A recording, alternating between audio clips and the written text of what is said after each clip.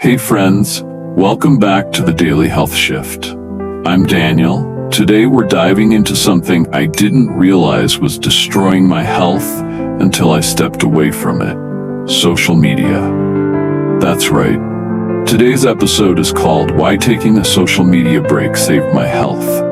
We'll get into how social media affects stress, sleep, focus, mental health, and I'll share my own experience of going completely offline for 30 days. Plus, I'll give you actionable steps to take a break yourself without losing touch with what matters. Let's start with what social media really does to us. I used to think scrolling Instagram was just harmless entertainment. 5 minutes here, 10 minutes there. But here's the thing. The average adult in America now spends over 2.5 hours a day on social media. And that time adds up. But it's not just about the time. It's about what it does to your brain and body. First, stress hormones. Every time you get a notification, your brain gets a hit of dopamine. But it's not just the happy chemical, it's also cortisol, the stress hormone. Constant notifications keep your nervous system on high alert. Second, sleep disruption. Blue light, late night scrolling, comparing your life to highlight reels, all of it makes it harder to wind down.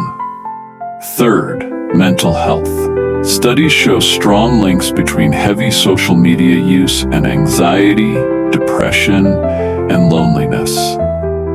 When I looked back at my own habits, I realized I was checking my phone first thing in the morning and last thing at night. It wasn't helping me relax. It was quietly draining my energy and focus. So one day, I decided to try a full break. No Instagram, no TikTok, no Facebook, no Twitter.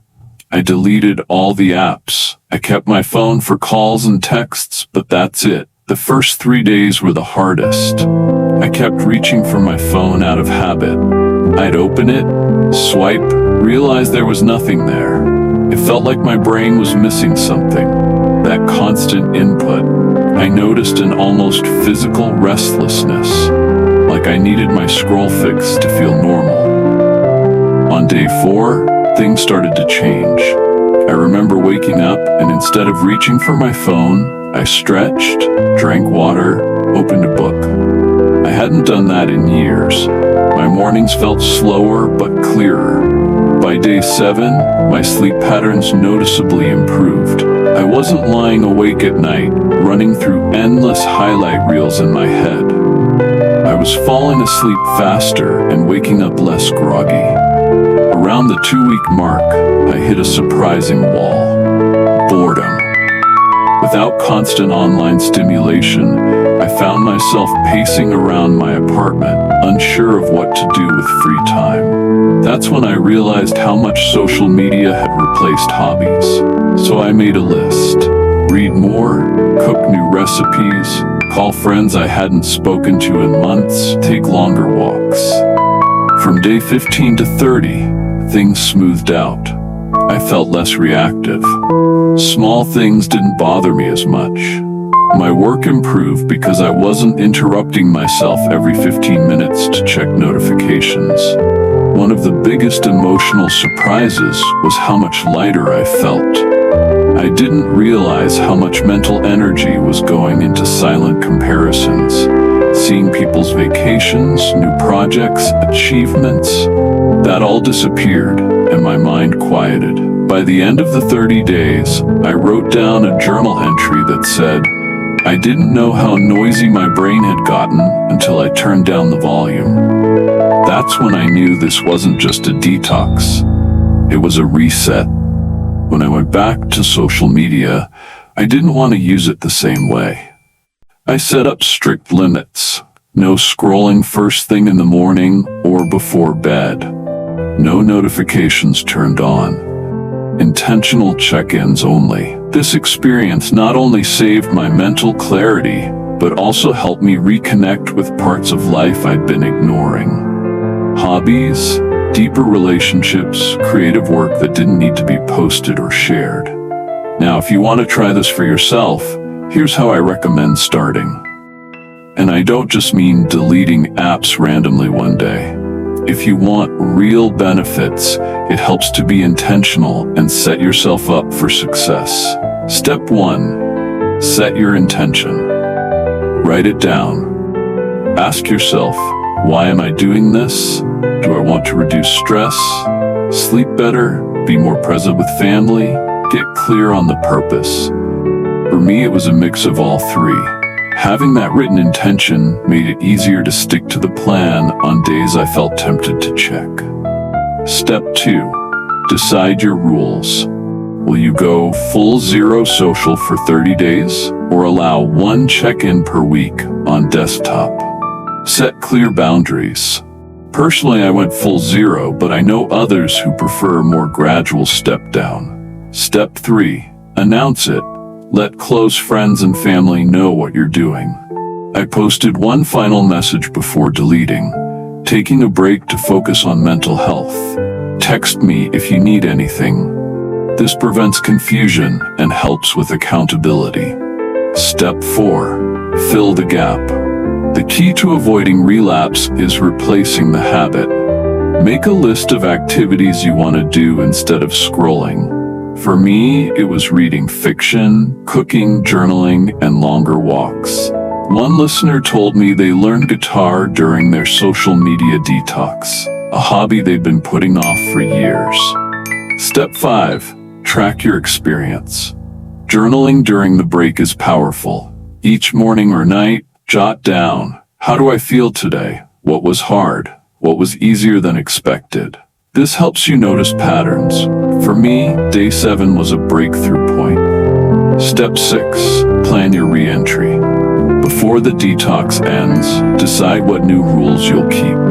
Otherwise, it's too easy to slide back into old habits. My re-entry rules included no social before 10 a.m. or after 8 p.m.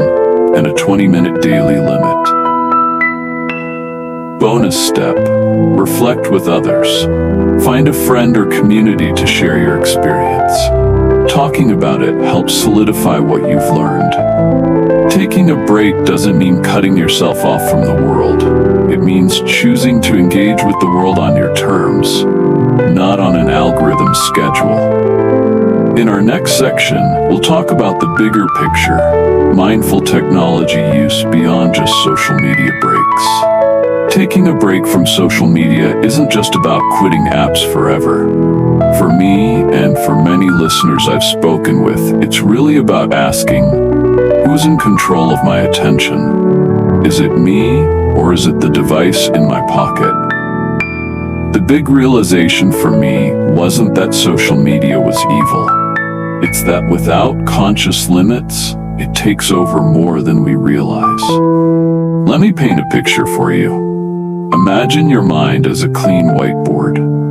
Each time you check your phone, you scribble a quick note, a distraction. After hundreds of scribbles, that whiteboard is no longer clear. It's cluttered. That's what unmindful technology use does. One thing I've learned is that our relationship with technology has to be designed intentionally, just like any other habit. What helped me was setting hard rules. Phone-free mornings became non-negotiable. That first hour of the day sets your mental tone. If you start with scrolling, your mind becomes reactive instead of proactive. Evenings were the same. 2 hours before bed, my phone goes in a drawer. I bought an old-school alarm clock, so I didn't need my phone on my nightstand. That one change improved my sleep more than any supplement or fancy gadget. Beyond personal experience, there's science backing this up. Studies show that multitasking with technology fragments our attention span. When you check your phone constantly, your brain rewires for shorter focus bursts. That affects work quality, creativity, even empathy. After my detox, I implemented a few more mindful tech habits. Social media-free weekends. This one helps me reset weekly. It's amazing how much longer the weekend feels. Following fewer accounts. I cut down from hundreds to just a few dozen carefully chosen creators and friends. Turning off non-essential notifications. I keep calls and texts on, everything else waits. Scheduling check-ins. I check Instagram or Twitter once per day at a set time, like checking email. And here's something listeners often ask. But what about work? I need social media for my job. I get it, I run a content channel. The difference is using social media as a tool versus as a reflex. When I create, I create. When I post, I post. Then I log out.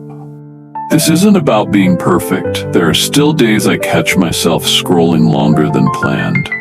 But having these guardrails helps me get back on track quickly. The real reward isn't just less screen time. It's more real life time, more attention for family, friends, creative projects, and quiet moments. Moments that social media can't replace. In the final section, I'll wrap up with a quick recap and clear action steps you can start today. All right, friends, that's it for today's episode. If this inspired you to try your own social media break, let me know. Drop a comment, leave a review, or share this episode with someone who's always on their phone. And if you want more health content that helps you feel better, not just scroll mindlessly, subscribe to the Daily Health Shift. Next week, we're talking about blood sugar hacks for non-diabetics, why it matters for energy, focus, and longevity. I'll see you then.